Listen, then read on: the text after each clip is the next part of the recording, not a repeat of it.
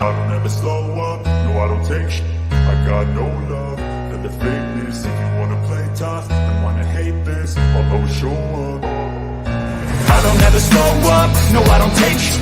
I got no love for the fakeness. If you wanna play tough and wanna hate this, I'll always show up and make a statement. I don't ever slow up, no I don't take shit. I got no love for the fakeness. If you wanna play tough and wanna hate this, I'll always show up and make a statement. Everything I do so instinctive and so passionate. Every word I move so descriptive like an adjective. I got a vendetta against people who patented being negative when you should be getting after it. I got facts over tracks, this and that. Hello, everyone, and welcome to another episode of Women Atheists Unload. My name is Cynthia McDonald. I'm so happy to be here. I'm also joined today by Ryan Cultastic. You're on this side. Well, hello there. How you Hello doing? there. I'm How you awesome. doing? Thank you. I'm doing great. I'm glad to be here today. This is really important, and I'm really Yes. interested in seeing what Rabbi Chana has to say. So, whoop, whoop. Yes, I'm interested as well. And of course, like it looks like you just introduced Rabbi Chana. Rabbi Chana, welcome back to Women Atheists you. Unload. I'm so glad that you agreed to come on so that we can have this conversation about anti-Semitism and anti-Blackness and how it's showing up in especially in social media and regular media and also in the United States and celebrity and all that other great stuff. And I'm really looking forward to having like a very good conversation about this, and maybe between the three of us we can come up with some solutions. I'm hopeful. It's my honor. I'm very, I feel very honored that I was asked to be here. Anti-Semitism is one of the rising issues globally, as well as especially in the United States. And as an American Jew, we face it every day. So I'm glad to be talking about it. Awesome. Yes.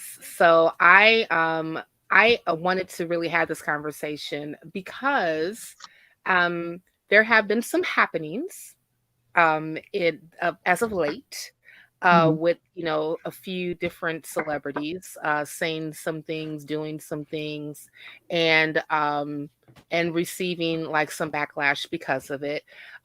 Specifically, we were kind of discussing a little bit what happened with Kanye West, and then Right. as of late, the NBA basketball player Kyrie Irving, and so I'm trying to, I was actually wanting to frame this conversation with an article that was posted by CNN not too long after Kanye put his foot in his mouth, which he has a tendency to do. Right. But I wanted to read a little bit from the article. It was posted on CNN Entertainment. And it was an analysis done by Lisa Respers and it was published on October 31st of 2022. It's entitled, Kanye West's Anti-Semitism Did What His Anti-Blackness Did Not Do, and Some People Have a Problem with That. So I'm going to just read a few paragraphs from this, and then we're just going to go ahead and just dive into the conversation. So, Okay. On the surface, the case of Kanye West seems pretty cut and dry. West made anti-Semitic remarks that caused companies that he was affiliated with, including Adidas and Balenciaga, to end their relationship with him, bringing an end to his tenure on the Forbes billionaires list. But the million-dollar question is why this didn't happen a long time ago, giving West's history of making anti-Black statements. Over the years, West, who has legally changed his name to Ye, has made multiple inflammatory statements that have angered many in the Black community, including his insistence that slavery was a choice and racism is a dated concept, and most recently, his inclusion of White Lives Matter t-shirts in his fashion line. The answer to why I wrote White Lives Matter on a shirt, this is what he said, is because they do. He said this in a recent interview with Tucker Carlson. Oh, Tucker. Yet none of those were met with the same decisive, punitive economic consequences as his anti-Semitism.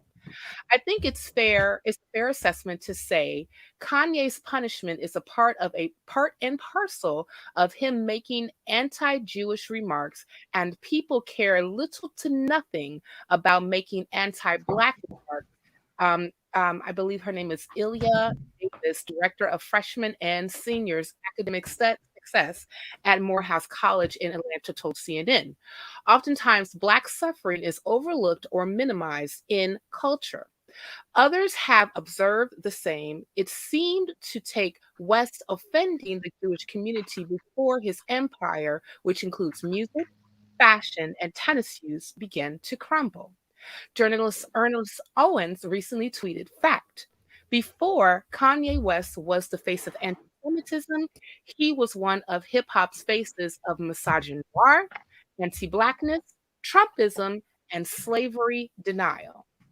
And y'all still gave him contracts, documentaries, endorsements, clothing deals, and millions that became billions." Owens wrote, "Shame." And I'm just going to go ahead and stop right there.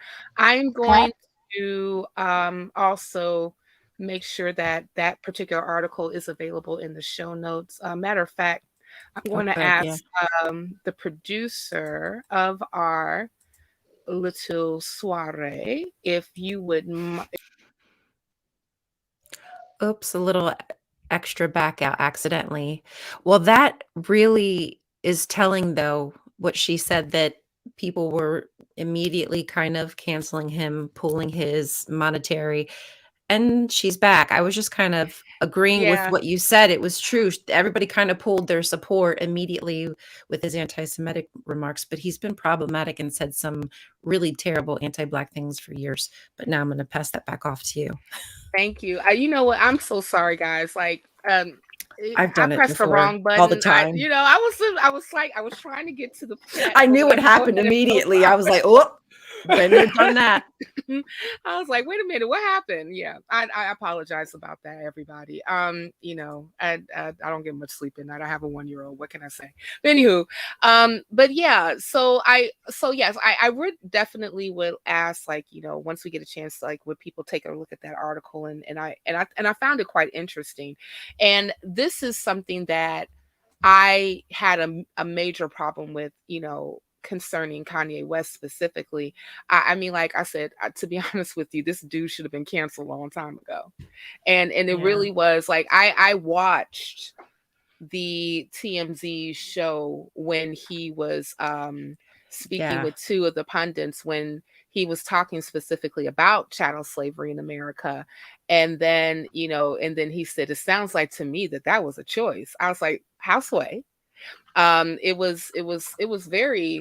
was very disconcerting to hear, especially, you know, being a person he is from the South Side of Chicago. Matter of fact, he grew up not too far away from where I live. And I am familiar where his mother teaches, and I'm familiar with the history of that particular neighborhood. It's pretty much adjacent to my neighborhood, and the history specifically of Black people even having to flee the South because of domestic terrorism, right after the backlash of slavery being abolished, and all of the ills that Black people had faced during the Jim Crow era. Excuse me. Right. And then and then after such, you know, actually creating a community in the Chicago South and West Side specifically. But, you know, for you to even say that really was very very disconcerting, very disheartening, and also made me extremely angry. And so, like, but as the CNN article mentioned, he said all this before he had deals with Adidas, Balenciaga, The Gap, before he closed deals like, you know, where he does his banking. And this is also before he became a billionaire. But, you know, it just seems like that all the inflammatory things that he said about his own people, even though that, like, a lot of us was cheering him in 2005 when he said that George Bush does not care about Black people. after the wake of Hurricane Katrina, and we was like, right on, that's correct. He really doesn't. And Right. we were like, where's that Kanye? Where Right, what is happened? that Kanye specifically?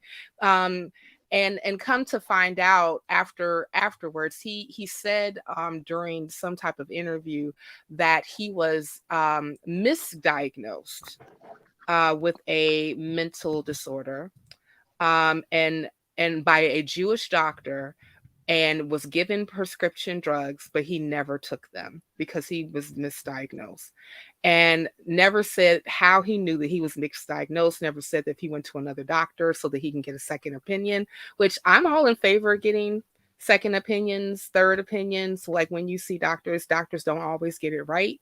But at the same time, it seems like that he was saying this from his own head rather than saying that I actually got empirical evidence to say that this was the case. So, I'm kind of perplexed, like where a lot of this stuff is coming from.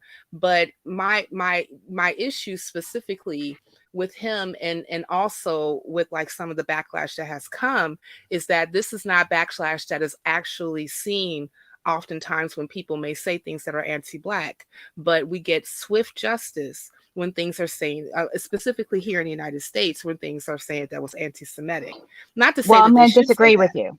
I'm going to disagree. Okay, I would, And- but that's why you're here. I want to make this open dialogue. I and need to get me straight. because If there's I'm things that we wrong, all don't see. if I'm There's wrong, things I we need all to don't get get straight. to see. Yeah, So I mean, here's- there's many things I don't know. Go ahead. So here's a couple things that we're going to talk about. First of all, I think that people are under the misunderstanding that there are no Black Jews. And I know that there are Black Jews. there are quite a lot of intersection between Blackness and Jewish identity. And because of that intersection, when things like this happen with Kanye, that's my first thought process is there's somebody right now who is at the intersection between Judaism and Blackness who is going to be attacked on both fronts. They're going to be attacked because they have someone who is a Black person who is attacking a fullness of their identity, because it's not split in half. They're not half Black, half Jewish. They are Black and Jewish all the time, 25 hours a day, 8 days a week, 380 days a year. Secondly, when something like a celebrity comes forward and says things like Kanye did, suddenly people care about Jews. Before Kanye said anything, the only time people care about anti-Semitism in America is when we're being shot. So Tree of Life synagogue gets held hostage, suddenly everyone cares about Jews. Kanye says some ridiculous, unbelievable stuff that no one should be listening to in the first place. I don't know why he wasn't canceled, as you said, long before. When he was saying white lives matter, I was like, oh, not him again. And I say this as someone who is an indigenous Jewish person. I'm like, yeah, we get it. Everybody cares about white lives, but you should be focused on the fact that there's a reason why we say Black lives matter. Sure. And it's because until Black lives matter, no other lives are going to matter. So the fact that anyone is giving him airtime, the fact that anyone is listening to him when he goes off on these rants is, I think, says to a broader issue, because we are putting so much faith into one person's opinion. And why? Because he's on billboards, and because he owns music deals, and because he has a deal with Adidas, who, by the way, was started by Nazis. Adidas was a company that was started by Nazis who did not drop him because of his anti-Semitic rhetoric. They dropped him because they started losing money. If they weren't going to lose money, they weren't going to drop Kanye. They could care less whether or not he said anything about Jews. They could care less if he said anything that was anti-Black. At the bottom line, they cared about money. And in United States especially, that is the only time people care about Black issues or Jewish issues, is if one of us is getting killed. Now, I hear what you're saying, and I don't disagree with that. However, I want to know if we can kind of explore some some sides of this, because this conversation is very nuanced. It's not like Absolutely. yeah, it's not Very. just one thing, right? Because like when I remember specifically, I want to say that Gucci had this particular ad campaign where they were showing a sweater that when you pulled up the sweater, it made it look like you had blackface. I remember it. Okay. Yeah. And I remember that they got a lot of heat, specifically, you know, from the community, especially like Black communities were really outraged when they saw this. And eventually they pulled it. But, you know, not until, but it took a minute because Floyd Mayweather decided to buy $1 million worth of Gucci merchandise and says, and nobody can tell me how to spend my money. Right. Wow. And but one of the things that I have noticed, and this is just a pure observation, is that, you know, one of the things that, because I remember having this conversation specifically with a couple of people that I do activism work with, and one of the things that I told them is that, you know, because, you know, we as Black people are not necessarily a wealthy bunch. You know, we own like about less than 2% of the wealth in the entire nation. So we don't necessarily have, I don't know, there's like this like fallacy that we have like over $1.3 trillion in spending power, which is Right. absolute bullshit.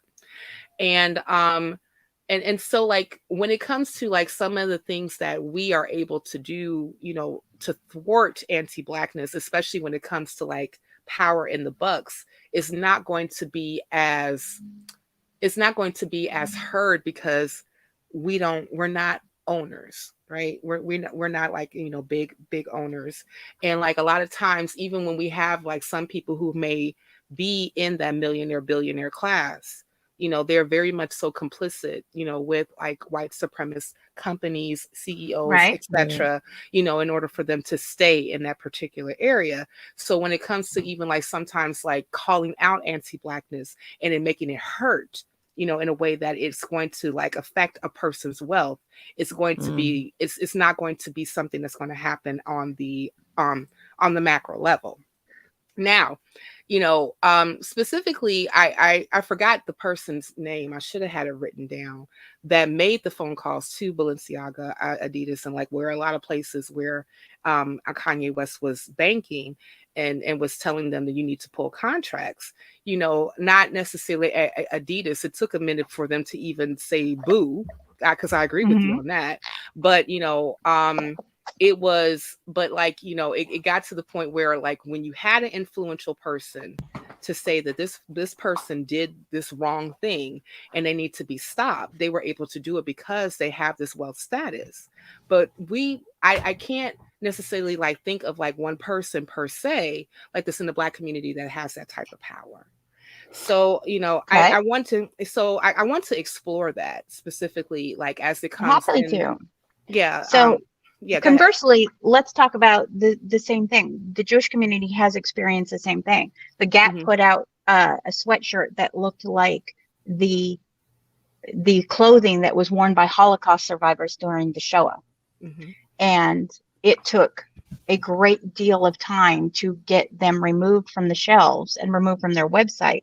The reason being is people who were anti-Semitic were buying them up left and right because they wanted to, you know, gas the Jews. Right. Now, and that's something like that is a daily occurrence for a Jew. And I don't know if Ryan has seen it, but within the last week, I was shown, I say shown, but I was sent messages, gas all the Jews, you know, 6 million more. And that's a daily occurrence, just as I'm sure that similar happens in the Black community. Sure. There is a huge trope, however, that somehow Jews have more wealth and controlling power over banks and establishments than we actually do.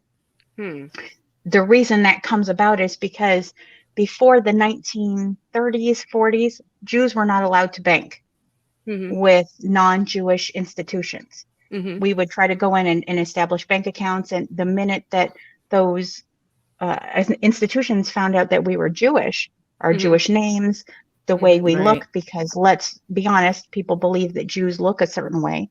Mhm. We were no longer allowed to bank. So we had to establish our own banking institutions to be able to do day-to-day transactions. Mhm. That is where the beginnings of the idea that Jews have this overreaching banking power that allows Mhm. us to control the everyday narrative of American lives, and world cabal, which does derive from the word Kabbalah, Mhm. that happens through the narrative. The Mhm. issue is the only people who win when minority communities, the Black community, the Jewish community, the indigenous community, when we're turned towards each other, the Mhm. only community that wins is white supremacy. I agree with that. Absolutely. That I is definitely the agree with that. only thing that happens. And I believe that what has happened with Kanye is that he has surrounded himself with people who do not have his best interest in mind. I agree with that too. He Oh, seems 100%. to have. I heard the voicemail he left for Michael Rappaport. Mhm. Oh, I Michael haven't. Rappaport being Don't think. a Jewish actor who is Mhm. very outspoken.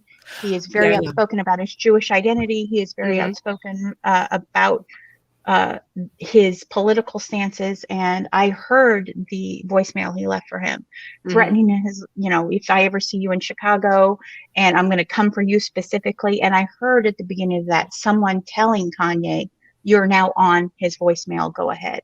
Mhm. That tells me he has people in his life who are utilizing whatever he is going through Mhm. as a Facilitating it.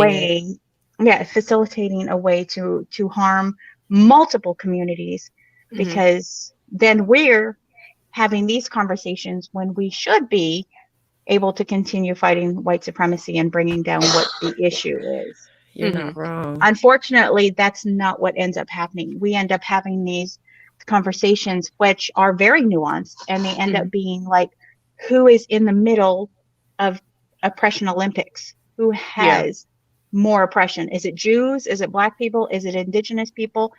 When really we all have these types of marginalizations that can exist simultaneously.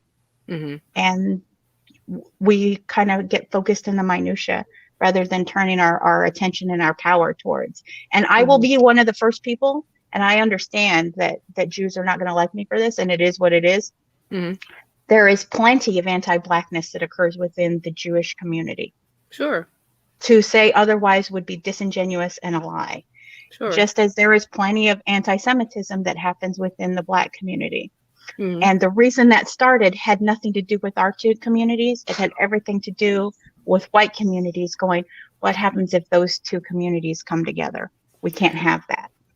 Yeah, I would definitely say, because, like, again, having these conversations specifically about, how anti-Semitism may show up in the Black community versus anti-Blackness would show up in the Jewish community.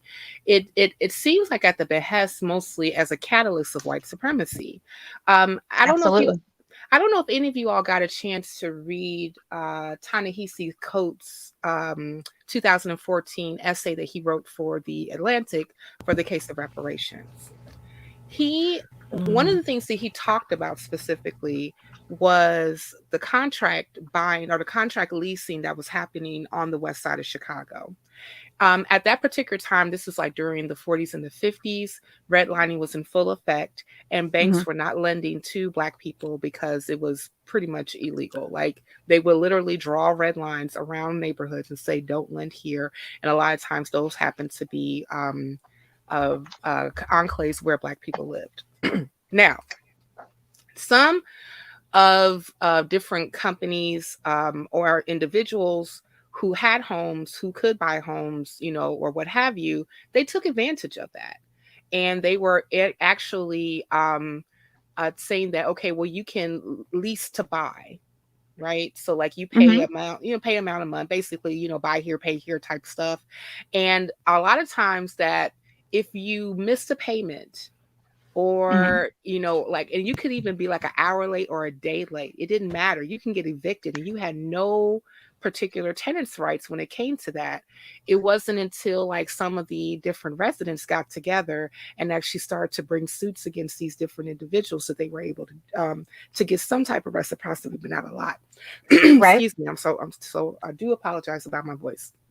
Now it so happened that a lot of, I don't know what the number is, but you did have a contingency of Jewish people who were, owning these homes, who were also participating in contract buying towards Black folks and being able to take advantage of that particular, loophole when it comes to redlining. Now, and so like, I know that like some people will have a tendency to conflate, well, Jews stole wealth specifically from Black people from contract buying, from contract leasing. I said, but Jews weren't the only people that did that. Any person who was able to use these particular loopholes to exploit a people, they did so. Right. I mean, like this, like you had a pretty robust Jewish community in Chicago at that particular time.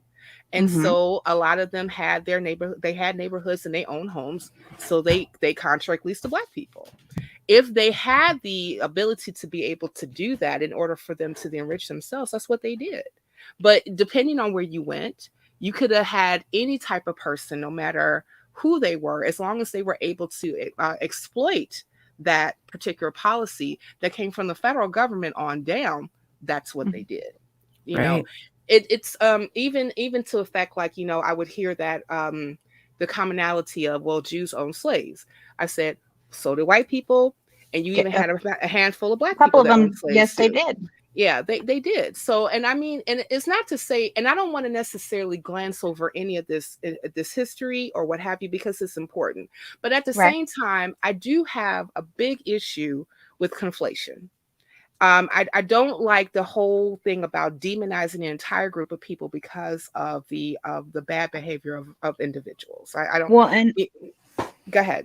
And I will say that when it comes to that particular part of Chicago history, the other issue at hand, especially in talking in terms of Jews who were renting to Black families, it doesn't necessarily mean that they were trying to build wealth off of them. We have a type of commandment within Judaism called tzedakah. And that means charity, but not in the way like giving money. It means that we are supposed to take care of people who others would not take care of.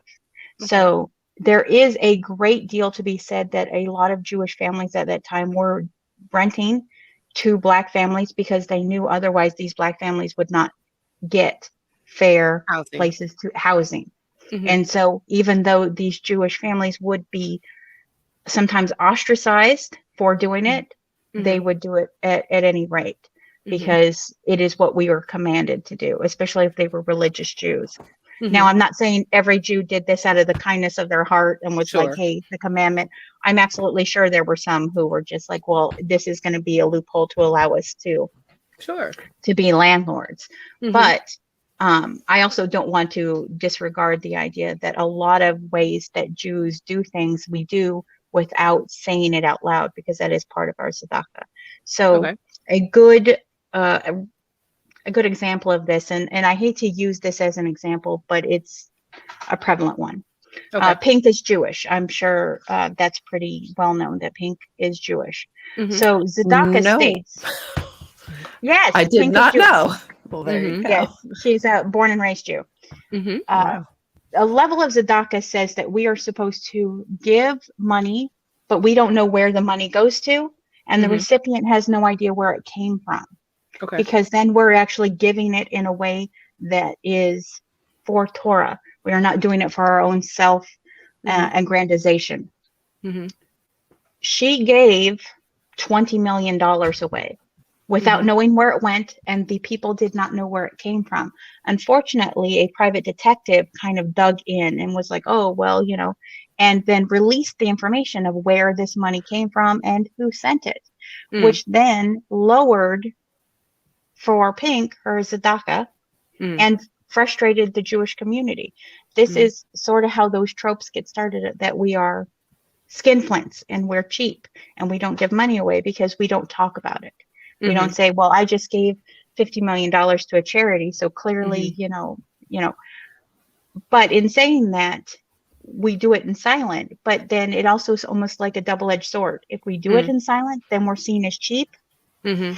If we tell everyone we just gave $50 million to the Making a women's big deal shelter of in it. Los Angeles, then Mhm. it's like, see those Jews, they think they're better than us. Mm. So Right. it's very much an area where we are kind of like stuck between a rock and a hard place. And I'm sure that's very true for most marginalized communities when they try to do well. I mean, if Mhm. we think about the disparation between rich and wealth, Sure. this is how, so NBA basketball players, they are rich. The white man who pays their salary, that is wealth. Right.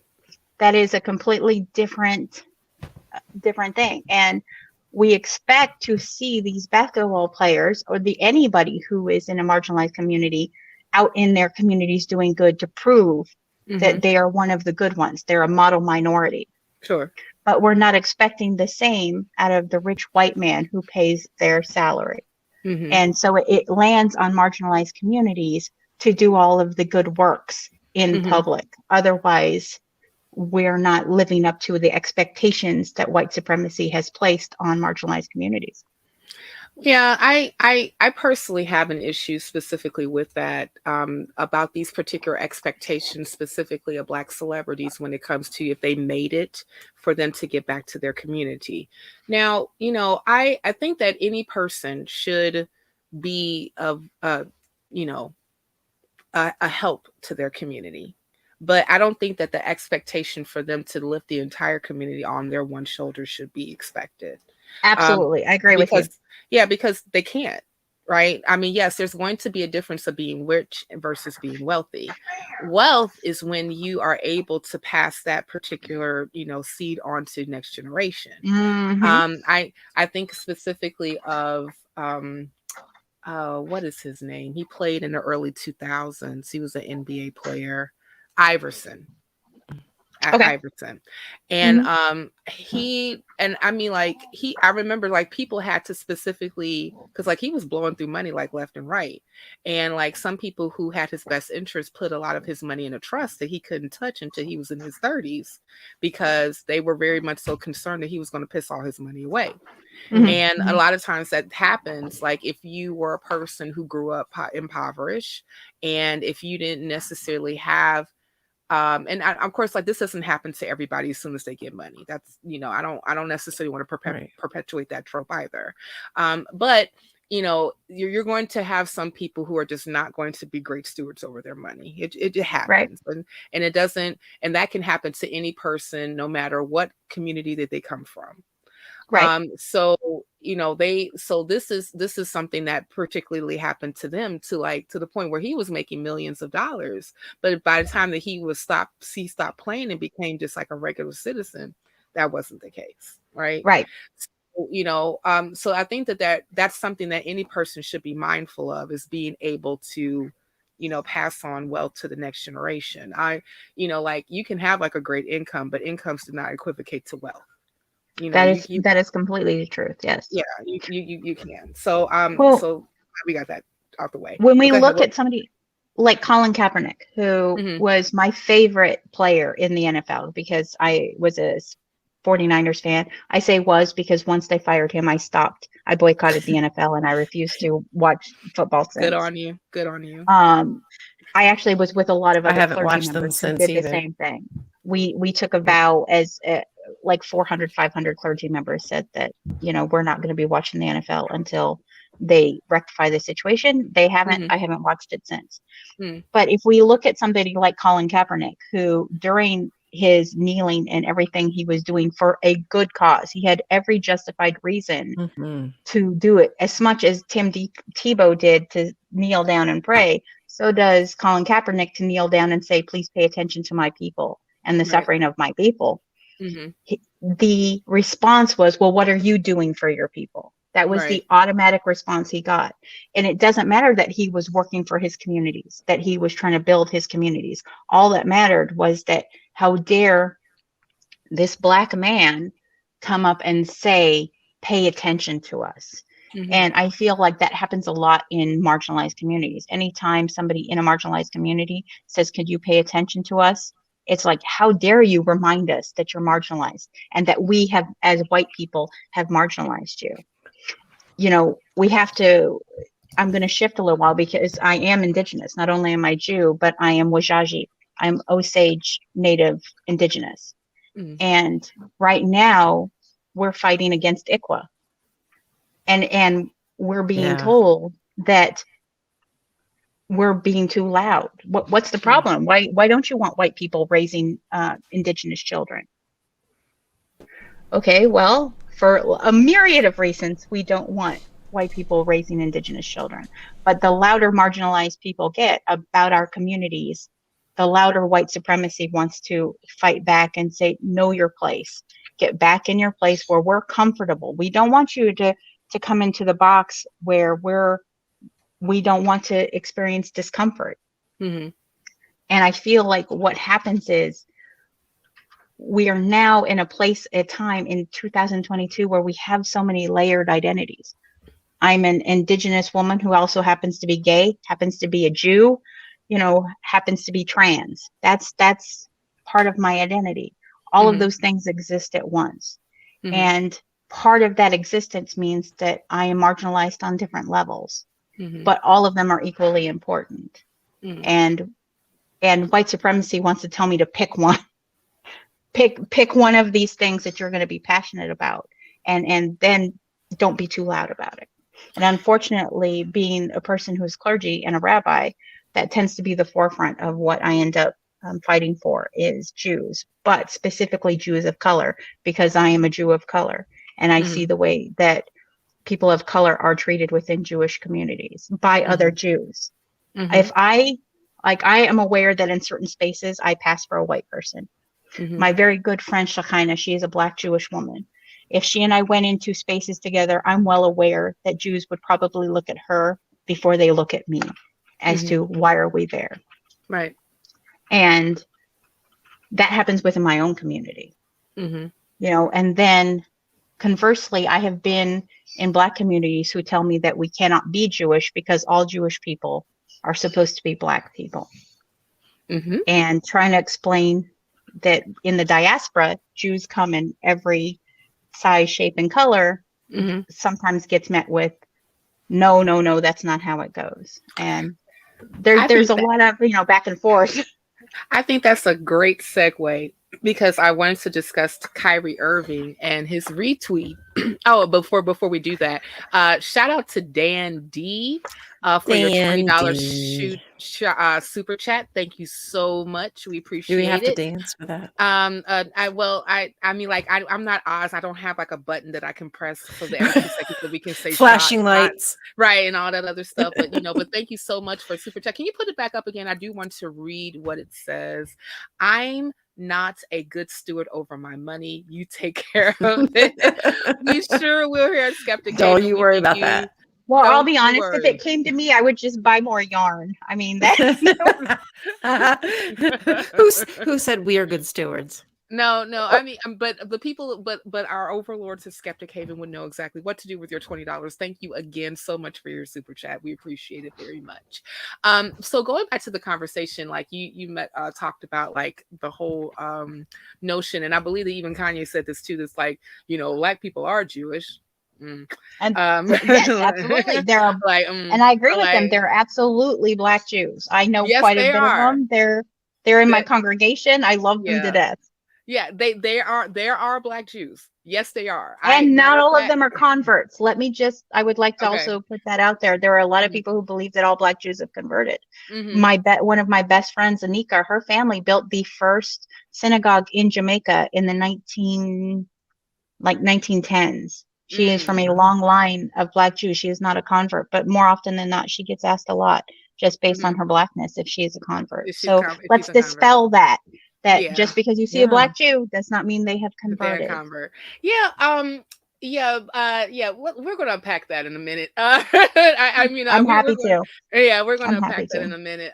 Because like I did want to kind of shift the conversation specifically about Kyrie Irving. People, if you don't know who Kyrie Irving is, he is a Black I forgot specifically which position that he plays in the NBA, but he plays, I believe, for the Celtics. He originally was told that he retweeted a tweet about a documentary called from Hebrew to Negro, Wake Up Black America. And he just said, like, I think that he was just like opening the discussion, like, what do people think about it? And he was then told that you are, retweeting a documentary that's anti-Semitic. It's denies the Holocaust. It's horrible. It's terrible. It's full of disinformation, and therefore, the head of his particular team told him that he had to be suspended for 5 games, and it was unpaid. So I like to say that I've actually watched the documentary. I sat through all 3 hours and 30 minutes of this particular documentary. First off, congratulate me that I actually did this and subjected myself to this particular. That must have been rough. And I will tell you, until last night, I was not aware. I actually had a member of my congregation reach out to me and say, Rabbi, have you heard about this? And I'm like, no, I will absolutely look into it after Shabbat. And I just have not had a chance to educate myself on this documentary or what his stance was. I'm kind of afraid to. Oh, ask about the documentary? Yeah. Okay. I'll give you an overview of it. Now I will say what I did not hear. I did not hear any denying of the Holocaust existed. I did not hear that. Well, that's good. Yes, yes, that is a good thing. Let's see. I cannot say that the entire documentary was an overinflation of what we would consider, a lot of anti-Semitic rhetoric. But I can say this, that I can definitely understand why people would think it was anti-Semitic. And I will tell you the specific area where it got cringy. Okay. There was 2 areas that it got cringy. One area that it got cringy is when they were talking about this interview that happened in 1976 by a mogul. I believe his last name was Rosenthal. Where he was talking specifically about how they were going to, Jews were going to take over the media, and they were going to basically tell everybody what to think, and you have nothing, you can't do anything about it. I'm paraphrasing, but Gish Gap, it's kind of something what it said. I happened to do a little bit of cursory research to say, hold on, is that the case? And then I found out that this particular interview never happened. It is oftentimes something that is espoused that to give like that whole notion of like, Jews have like a specific plot to take over the media so that they can go ahead and change the narrative about, all these different things. My favorite, the cabal. Yeah. Oh yeah. I love the cabal. I love conspiracy theories. Wow. No, and actually I don't. But because a lot of times, like, they suck. Yeah, and if you weave through like a lot of the claims, you can realize like a lot of them are just like built on bullshit. I say that a lot, Rabbi. So I just want to let you know I say bullshit. That's okay. A whole lot.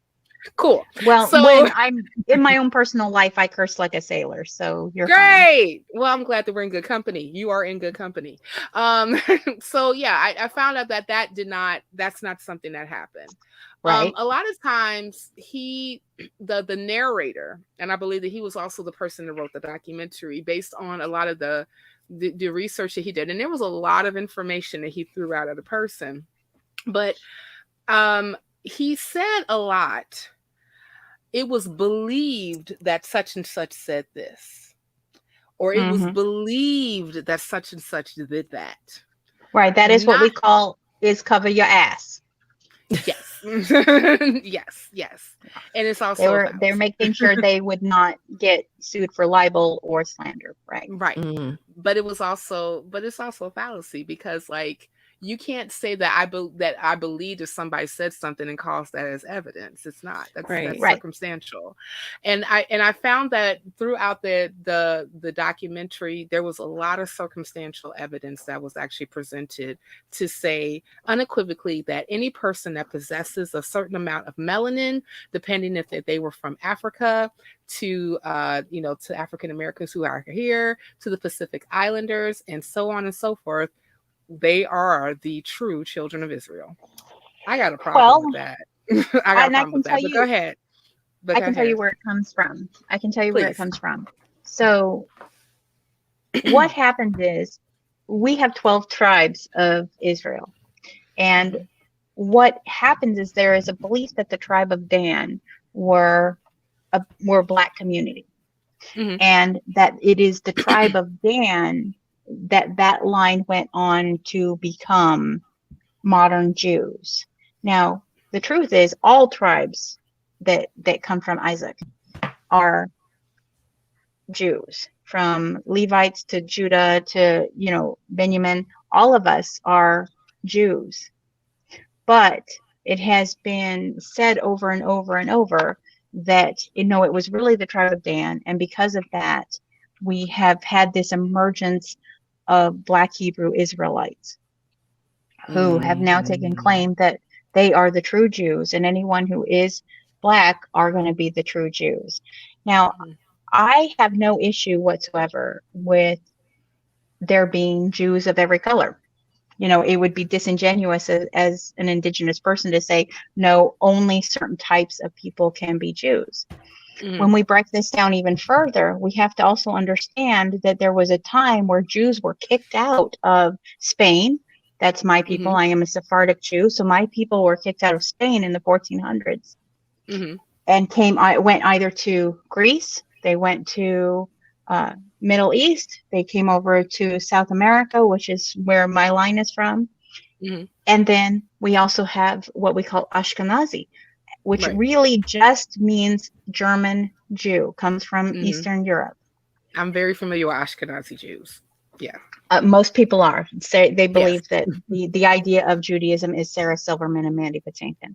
That is what Jewry looks like to most people. And so when they're confronted with any other shade of Jew, they're like, want to measure your nose, which, by the way, actually has happened to Jews in the United States.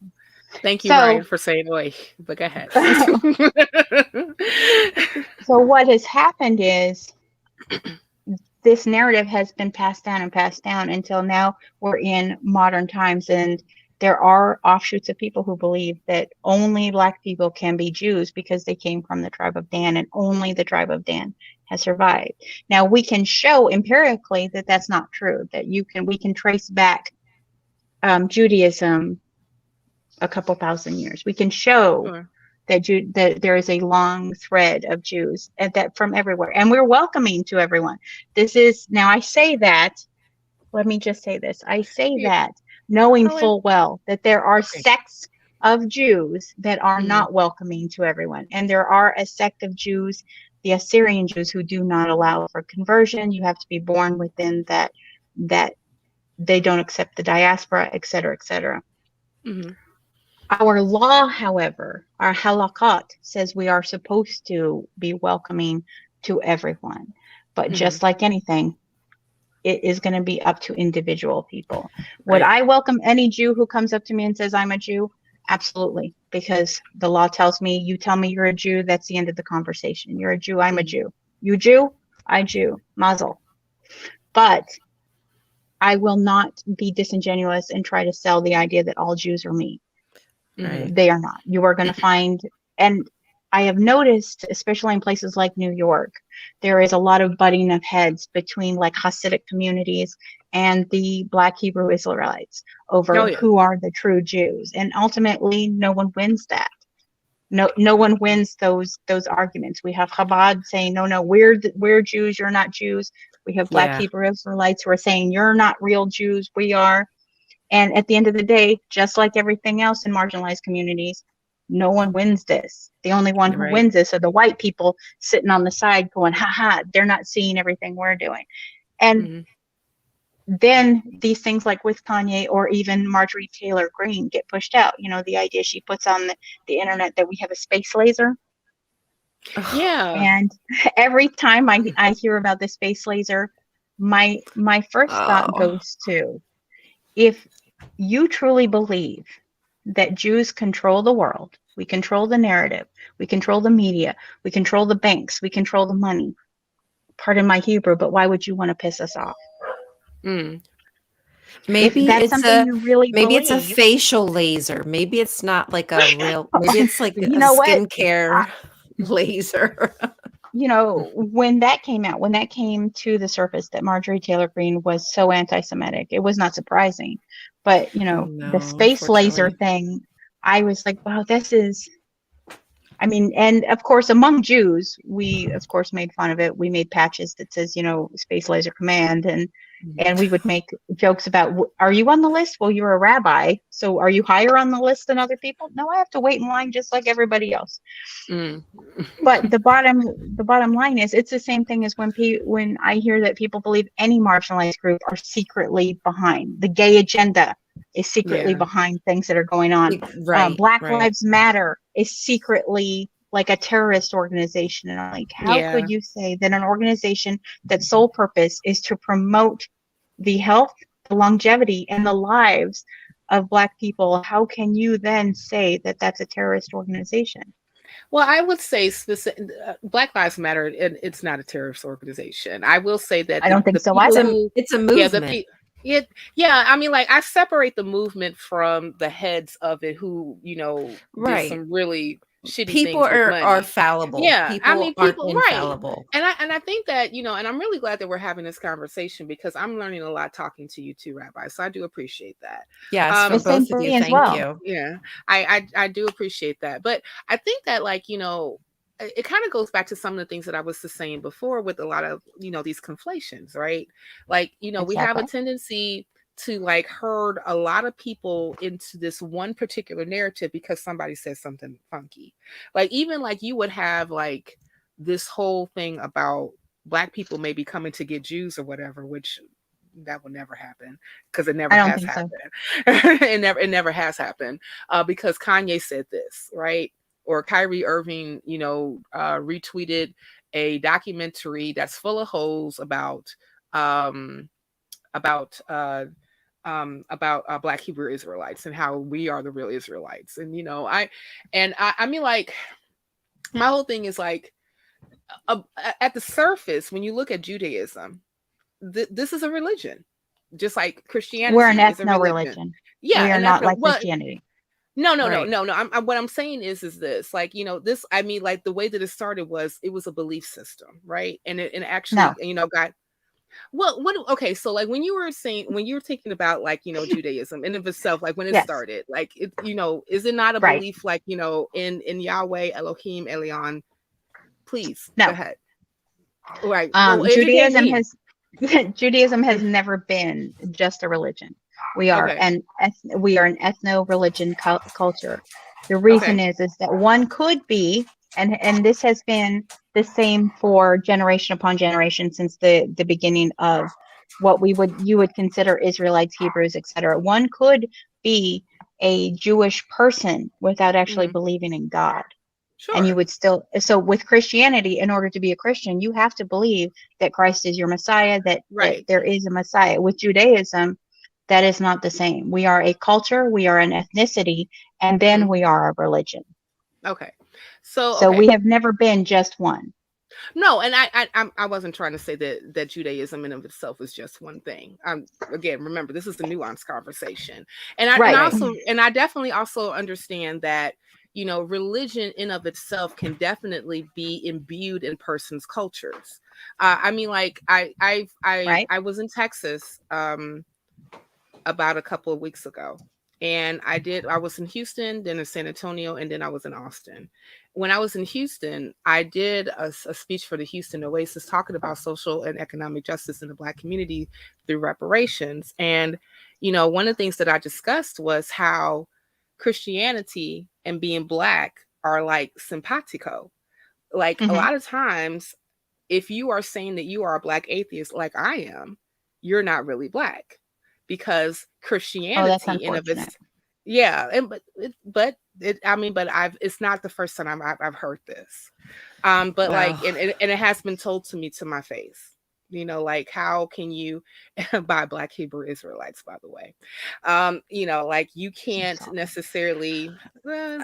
I'm sorry, their theology to Yeah. me does not make sense. It doesn't Well, hold water. no, it doesn't. I I've apologize, had but I don't. yeah, I just I have had my Duke sessions with Black Hebrew Israelites in of yeah. themselves. But part of that is that because I don't believe in God, is that that I have like foregone my Black culture, because because Christianity in of itself and the different inceptions of Christianity in the Right. Black community have manifested itself to this, that it has been imbued in our culture.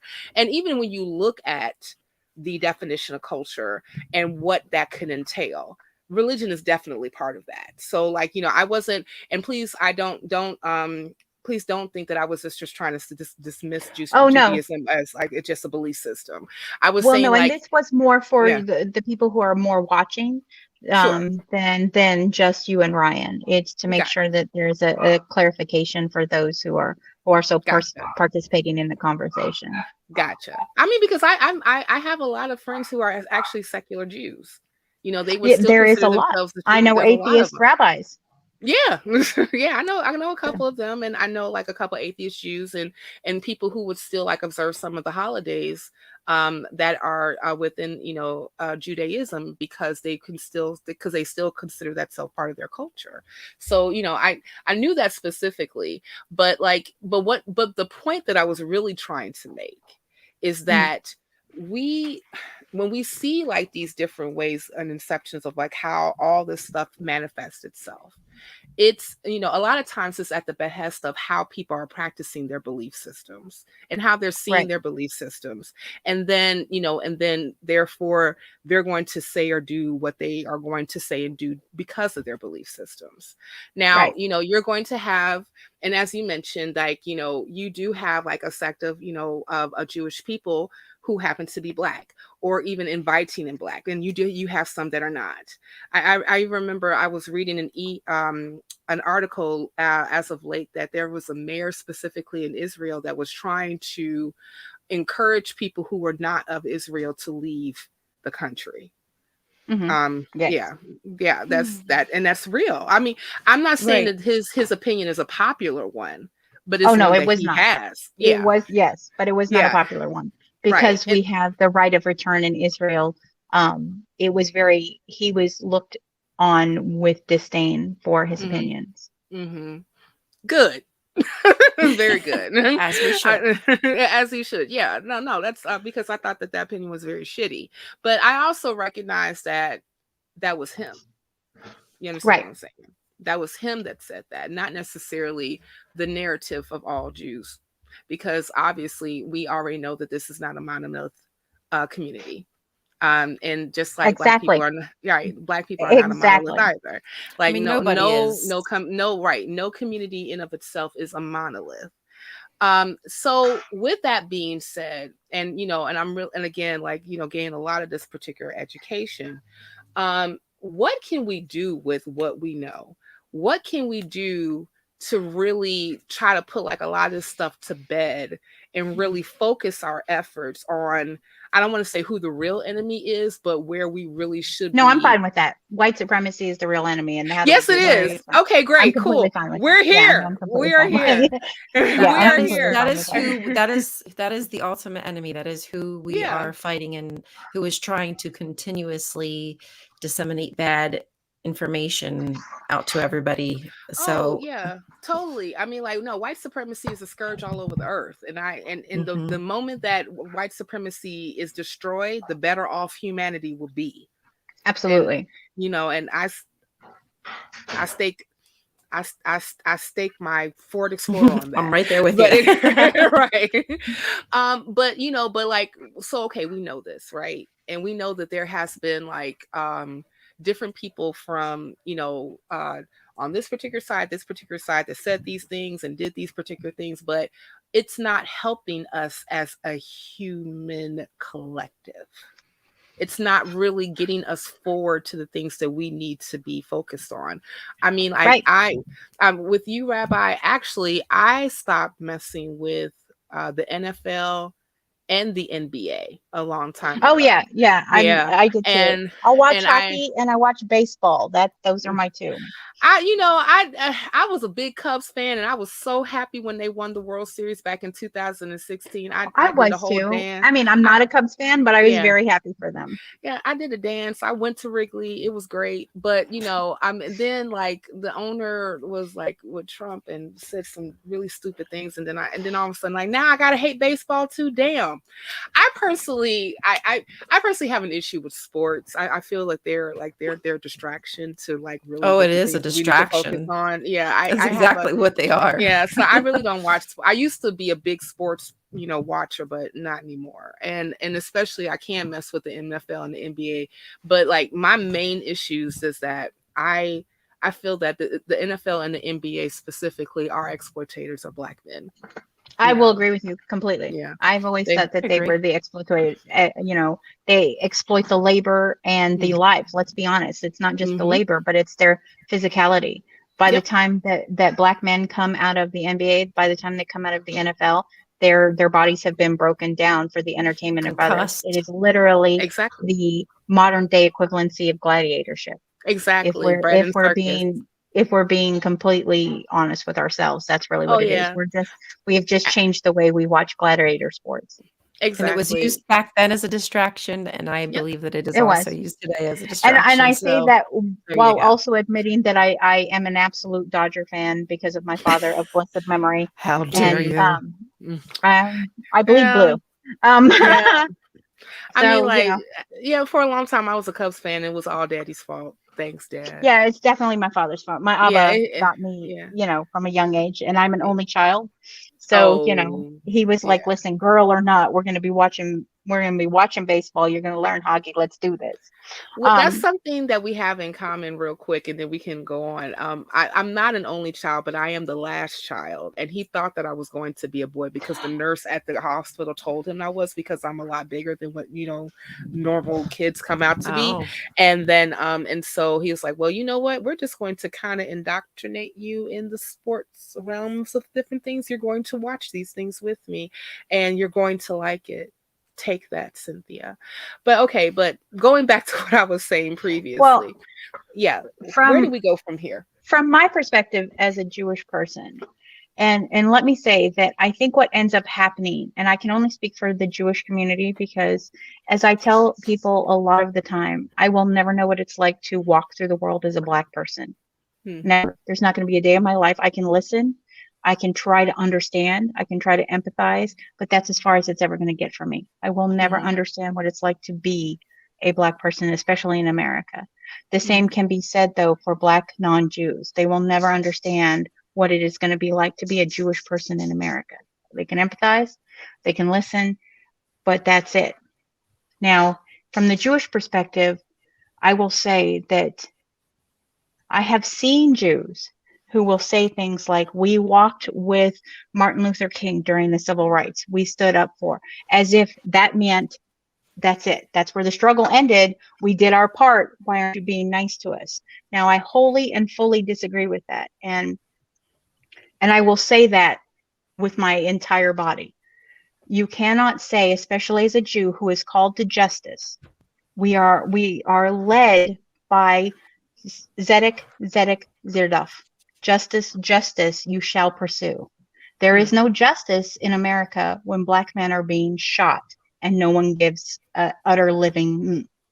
There is no justice when Jews are being held Excuse hostage. me, Rabbi, you can cuss on Skeptic Haven, on Women Atheists Unload. We actually encourage it. Fuck Let the four letters flow. As my father would say, if I'm going to use the F word, I might as well go for the gold. Yes, I is go no- for the gold. Dig for it. There I is heard platinum, it. baby. Go platinum. There is no Yeah. justice in the United States when Black men are shot. No one gives a fuck. Right. There is no justice in the United States when Jews are held hostage and no one gives a fuck. They give a fuck for an entire 24-hour news cycle, and then it's back to business. Mhm. But in order to start breaking that down, we also have to stop looking at each other like we're a competition. Who has the more oppression, who has been through the most oppression, and realize we have both been through enough oppression to last our generation's lifetimes, and find a way to not compare, not Mhm. conflate, Mhm. and look at each other through the lens of we are both going through it. Now let's turn that pain to the people who have actually caused it. Now I Mhm. say this because earlier this year, I had a conversation with a Black woman who said, it is unfair that Black people in America did not get reparations, my apologies, and that Jews who went through the Holocaust survivors did. But she was misinformed. She believed that every Jewish person who came out of the Holocaust as a survivor got this intense amount of money. And I was like, well, it actually depends on who they were. At the time, they maybe got $1,000, which, yes, for the 1940s was a great big deal. And it was Germany, who was completely and utterly dismayed by their behavior. Part of the problem is the United States is not dismayed by chattel slavery. So we That's can't true. give reparations. The United States is not going to give reparations to Black people until the United States is collectively pissed at themselves and can own up to the fact that they are the ones who can cause chattel slavery in the first place. Mhm. Yeah, Germany has laws on the books that disallows anyone to be a Nazi to this day. If you're even caught, I'm sure you've read about KFC. What happened in Germany, on the day of Kristallnacht, for those who are listening who do not know what that means, it is the night of broken glass. It is what we believe was the beginning of the Shoah, of the Holocaust. Oh, okay. KFC put out an ad, a text ad to all of its customers to come and buy chicken to celebrate Kristallnacht. Celebrate? Oy. Yes, that's the face. Mm. That's the face I made too. I was Oh, okay. so. Mm. And Germany has laws on the books that you cannot be a Nazi. You cannot espouse these ideas. They have nothing erected. And there's no statues erected to the generals of the Third Reich. There's no Hitler true. statues. And yet we live in a country that still has Robert E. Lee Yep. Mhm. proudly displayed in the South because, well, he fought for the, Southern independence. No, he didn't. He fought for slavery. That's right. Until the United States recognizes the same way Germany does, there will be no reparations for And Black people in America. I want to jump on that in a way. We also have to understand specifically, because especially since like fighting for reparations is kind of my bread and butter. It's kind of what I do. And one of the things, like, especially about studying this issue, and what's the difference between what happened with the Jewish Holocaust victims versus those who are descendants of chattel slavery, is that Germany also had an influence of the Allied powers that were very much so breathing down their necks in order for them to make Absolutely. changes. And We don't. part of We those don't. Allied powers was the British Empire, the Right. UK, Yeah. saying, "Hey, Yeah. they were paramount in doing Yeah. that." Oh yeah. I mean, because it was the British in both world wars that were, Mhm. one of the first ones that were fighting Germany. The So, United we States didn't want to have anything to do with no, it they didn't. until they had to. Right. I mean, like, remember, like, the World War One started in 1914. The United States did not enter it until 1917. Right. The World War II started roughly between 1939 1940. The United States did not enter it until 1942, until Mhm. Japan attacked Pearl Harbor. So That's right. until like the United States in some ways is threatened, that's when they say, Mm. okay, I guess we should do something. So Right. and we don't have like another, even though like we had like the United Nations saying that the United States was absolutely complicit in their particular pressure towards descendants of chattel slavery, and that they absolutely owe reparations to their descendants. The United States in of itself, through an act of Congress, has to make that Right. has to make that. Even it doesn't necessarily have to be in a popular opinion as far as like making sure that that becomes legislation. We just need enough congressional members in the House and the Senate to say this is a thing and we need to sign off on an actual bill. To put forward an actual bill and actually vote on it, and the U.S. president to sign it into law. And also for the United States Supreme Court not to be dicks about it, because Exactly. you already know that they put the kibosh. They're not accepting Kibosh. federal student, right? The kibosh. Okay. Kibosh. They put a kibosh on the student loan forgiveness program, Right. because they are exploring if it's okay to give some people a little bit of relief if that's constitutional. Right, Fun to because support. we know that if they open the door for that, then Mhm. that shows that they have the capability to make reparations to Yeah. the descendants of chattel slavery. And The Lord culpability. knows. And And culpability. And culpability, and So- they just Yeah. don't want that part. Yeah, fuck As this I court, was- but go ahead. As I was saying, for the Jewish community, I think in order for us to move forward, and I can only speak as a Jew, is to realize that our fight with Black community members towards what is right didn't start and end during the civil rights era. It did not start and end during Jim Crow, and we cannot keep leaning into that as, well, we walked, we marched. And I would like to say it was a very minimum amount of Jews who marched. One of those people, of course, being Bernie Sanders. But there was not as many Jews who marched, but a lot of Jews want to lean into that and say, we fought during the civil rights protests and we marched. some of Okay, you but did. what are you doing now? Now, right. Right. And Because that's that's great, what but I would like to see right now is, what are you doing to help promote the fight against white supremacy? We are supposed to reach out our hand and pull people into the light.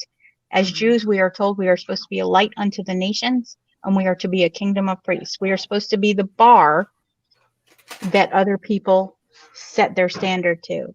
And when we are not at the forefront of social justice movements, then what we're saying is we are failing Hashem. I said that. Let me try that again. Ooh, When we are not, failing as God. Jews, at the front of social justice movements, when people say, oh, here comes another social justice warrior, my answer is yes. Why aren't you? And I'm actually a social justice paladin. But why aren't you? We are supposed to help lead these things. We are supposed to go hand in hand. So for me, Jews need to let go of the idea that we're one and done, and that it continues, and we are supposed to pursue the justice. We cannot keep leaning into the past. We have to look to the future. For speaking as a Jew, what I think we need from the Black community is very similar, is the help from the Black community to understand we don't control things, that we are not controlling the media, we are not controlling the narrative, and that we just want to work hand in hand, or that we can be able to work hand in hand. And I think that that's going to take both sides of the equation to make that work, and not just the Black community and the Jewish community. I think marginalized groups need to stop worrying about whether or not we are the model minority and get much more angry than we have so far. We see these kind of small excursions of, when Black Lives Matters protests went out, and when all of these things happened. I live very close to Los Angeles. Mhm. And when I saw, now, admittedly, I'm an emotional person and I moved very easily, but when I saw the Latin Kings walk with the Bloods and the Crips down the street hand in hand because they were fighting for the same thing, I was like, how hard is that? Like, why aren't other marginalized communities? I mean, if this can happen in these communities that have historically issues with each other, then what is our problem? Mm. Yeah, I think that it kind of goes back to specifically the scourge that we mentioned that we're all needing to fight is white supremacy. Unfortunately, white supremacy is not a flat organization, it's a hierarchy. That's right. And when white supremacy allows different in portions to its hierarchy, it's very easy to kind of turn a blind eye to others people's suffering because you have this particular end. And unfortunately, this is something that we are seeing played out to those who want to be complicit or are there complicit, whether they even know it or not, in the goings on of white supremacy. And this has happened mostly just about in every group that gets like some type of pass or what have you, right? So, and I think that this is something that we've seen with Jews. We have seen this happen even with like some Black people who have been complicit in their own with their own demonizing of their own countrymen, and because they got like a little bit of a windfall. We've seen this with other groups of people who were able to come up with who were able to, like, I guess, be able to play out this whole idea of my model minority, and like, well, I was able to do better, why can't you? And you can't. And the thing about it is, and I would even say this to Black people in of itself, when we're doing this comparison to, well, Jews got this, or Japanese got that, or Chinese people got this, it's we have to be more so like this. What was done to our people was an injustice, and it needs to be rectified. Right. And now the only thing that I personally see is that if the United States was helpful in making sure that any other group was actually repaired, is that they have the ability to do it for you too. And I think that that's something that we definitely have to keep our eyes on more so, instead of just being inundated with bad behaviors of individuals, even if they are powerful or even if they have like a certain identity. It's not everybody. It's not everybody that's part of this group that's like this. It's not everybody that's part of this group that's saying that they're doing all the ills to you as an individual or a group. Right. So this is something that we have to keep in mind. But we are getting towards our end. But before we do that, we did have a couple of questions. I'm going to hand this over to Ryan. If you would, por favor, please read said questions so that we can do our darndest to answer them. Absolutely. So, I would love to say that name, Archaeodeath. It's Archaeodeath. Archaeodeath. Thank you. Yes. Thank you. Hello, Professor Williams. So so this is well, hello there, friend. Well, it's a colleague of mine, yes. Okay. Well, a colleague of yours is now going to pretend to be a colleague of mine. How much is the corporate decisions to drop sponsorship happen when a celeb can no longer claim the identity as a shield? It's an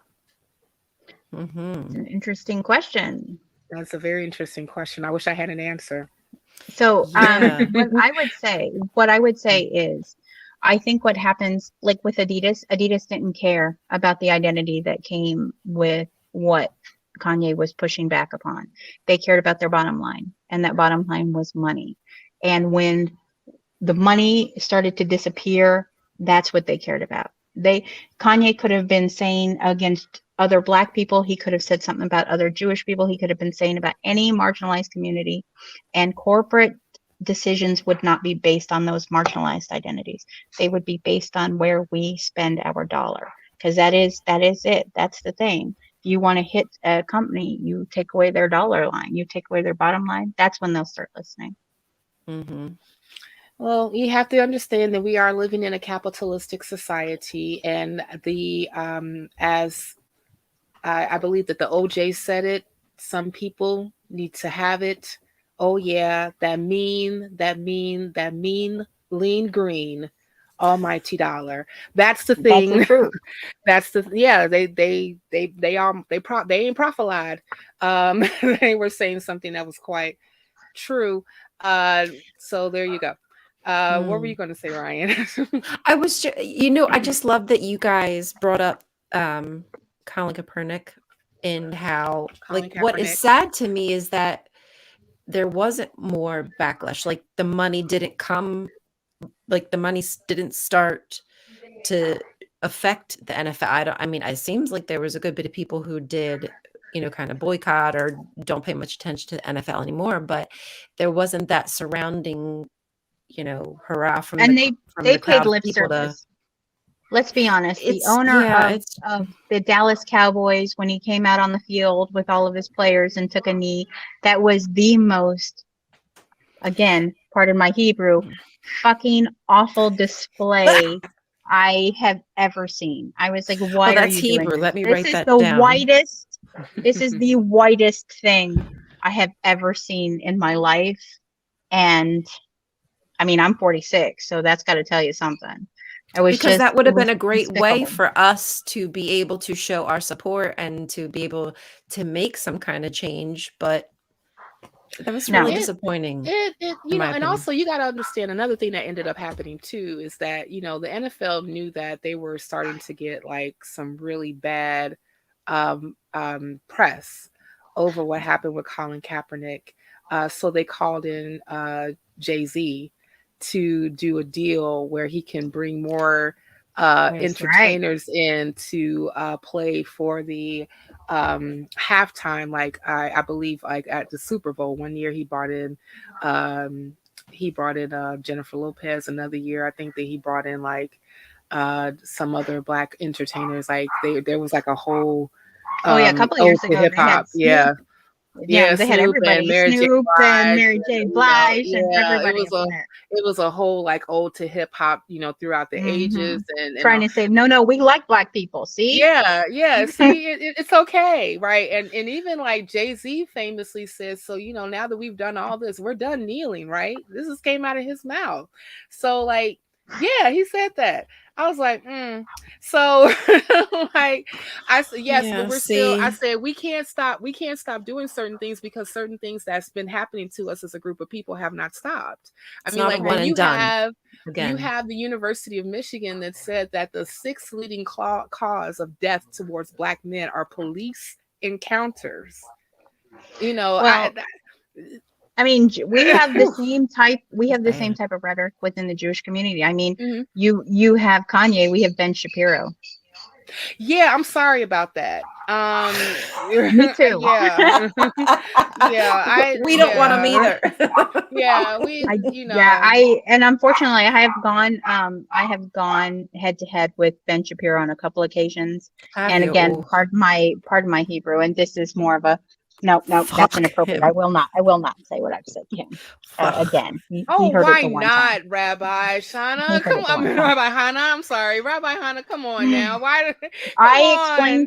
explained to him very delicately and in the Mhm, most polite way I can that mhm. I refuse to engage in a debate with someone who has never given pleasure to a woman. When he read that WAP, I just about it was so uncomfortable. Oh wow! A Damn. bucket and a mop for that Okay. wet ass. Ah. I just can't. Whoa. I do Damn, remember him Ben. reading that. I do remember him reading that on his YouTube channel, and I was just like, this is why people think all Jews are white. Is because of the way you're reading this right now. Yeah, well, So I would definitely say that Ben Shapiro is not a good representation of the Jewish community. no, no. He He is a Jew. Let me Absolutely say not. that. As Oh much as I yeah, would love to say Right. no, he's not a real Right. Jew, and I think yeah, that's another issue that plays into marginalized communities, and sure, it happens in Christianity. Well, that's not a real Christian. Jews will right, say that too. Well, no, they're acting like this. They're not a real Jew, and we actually have to claim the fact that we do have problematic people within our communities. Ben oh Shapiro yeah, being one of them. We do hmm, have Jews that I would love to say, but I have to go. Yes, unfortunately, they're their tuchus is just in there, in a bad yeah. place. Well, Yeah. I had a piano teacher. She was one of the last holdouts that was in our neighborhood. The neighborhood that I live in now used to be mostly Jewish, and then within 3 years it became mostly black. Right after the signing of the Fair Housing Act in 1968, and so like she would often tell me is that, honey, your brain, your tuchus is on it. And at first, it took me a minute for me to realize what. Could you She's please calling you an explain? asshat. Yeah, she basically did. And I was like, Yeah. you know what? All you have to do is just tell me to practice more. But let's go to the next question, right? Absolutely. Let's do it. Okay, Cindy. Hey there, Cindy. Question for Cynthia. You said earlier, oh, I remember this. This was back Yeah. a while. You said earlier something like successful Black people should help their communities. Why? Using an expression we use in moral discussions, where does the ought come from? Mm, that's the is odd question. Actually, no, Cindy, I was saying that it is often said that successful That's what Black they people should think. go back into their communities and help them. I don't agree with that because that's something that they do if they want to. Like if I decide to give to charity or to give to a cause or to assist anything, it's because I want to do it. It's not because I'm obligated to do it just because I happen to be a woman or I happen to be Black or I happen to be anything or any of my whatever intersectional and identities that I possess. And I was saying that I don't agree with this whole guilt trip that is put on successful Black people that they have to be the saviors of their community, because the reason why our communities are so fucked up is not because successful Black people don't help enough.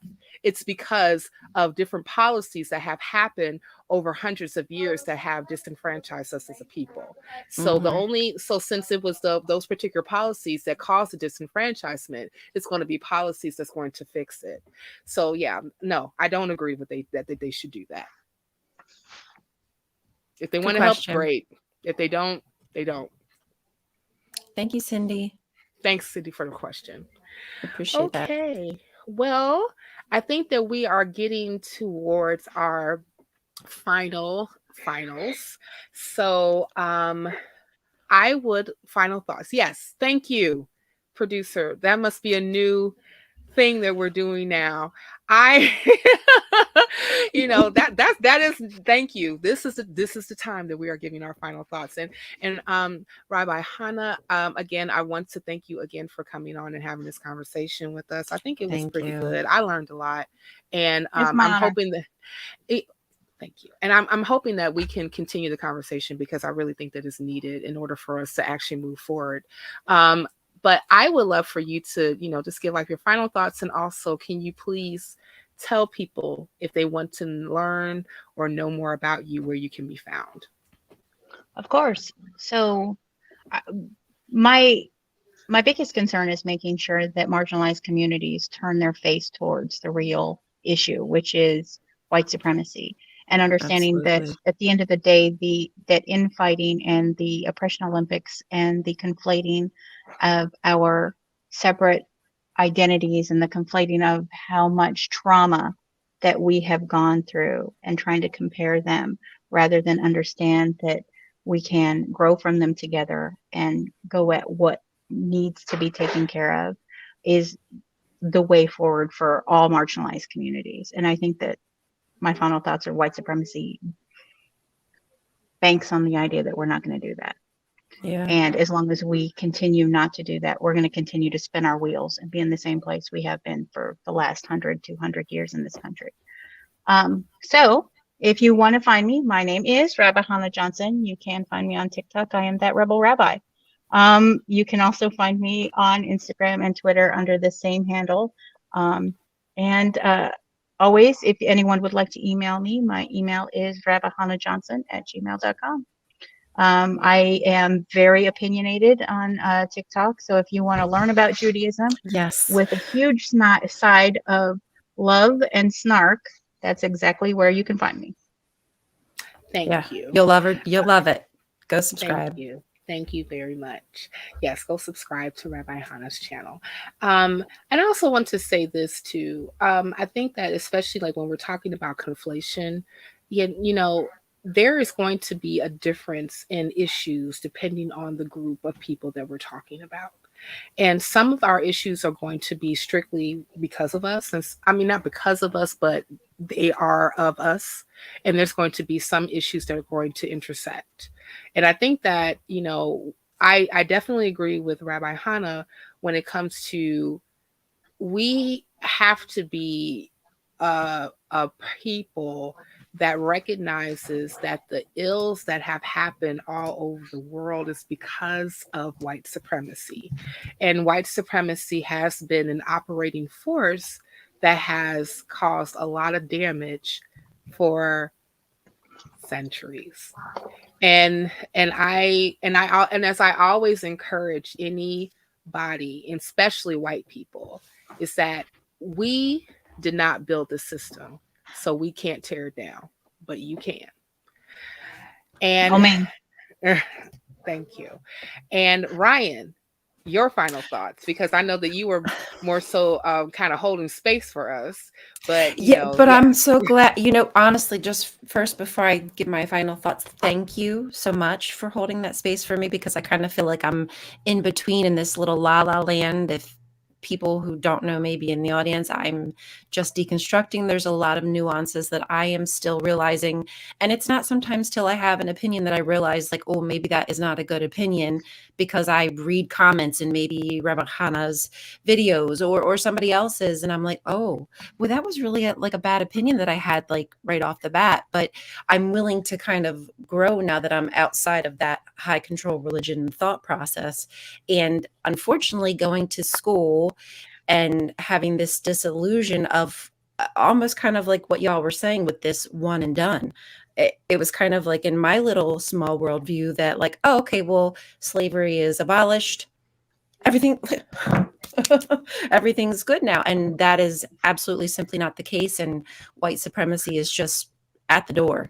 It's just waiting for every single opportunity. So I would love to say that we could just be one and done, but we're going to have to continue to have these really hard discussions, and maybe sometime be embarrassed that we had some small worldview, and just be okay with that.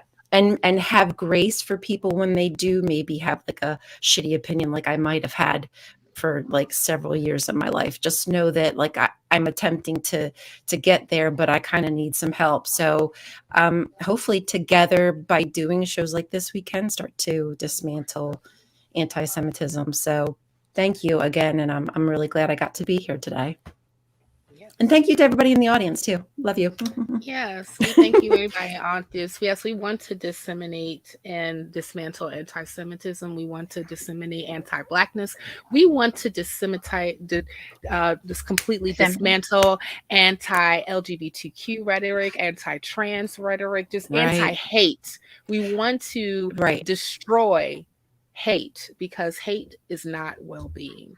But before we go, I want to also thank our patrons. We do have a patron, people.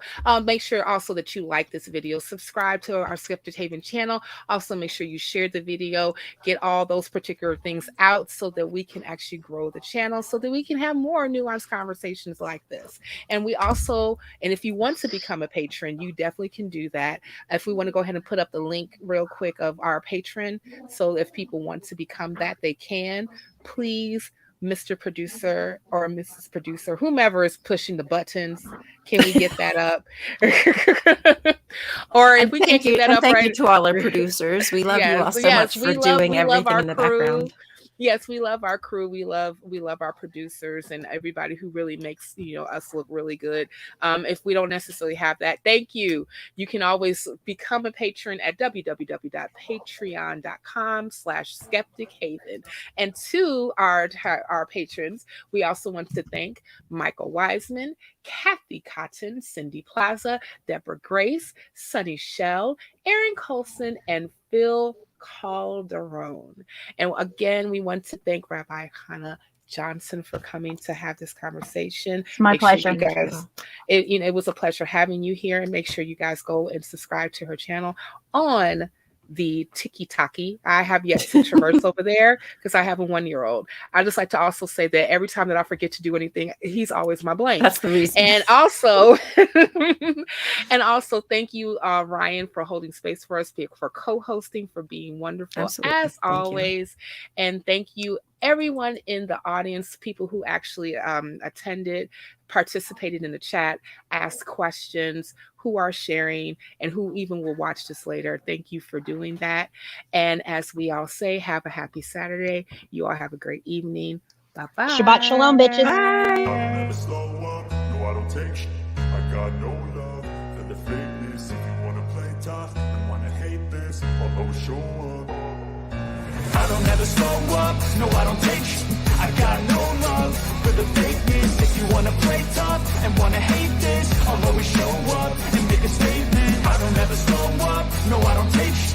I got no love for the fakeness. If you wanna play tough and wanna hate this, I'll always show up and make a statement. Everything I do so instinctive and so passionate. Every word I move so descriptive like an adjective. I got a vendetta against people who patented being negative when you should be getting after it.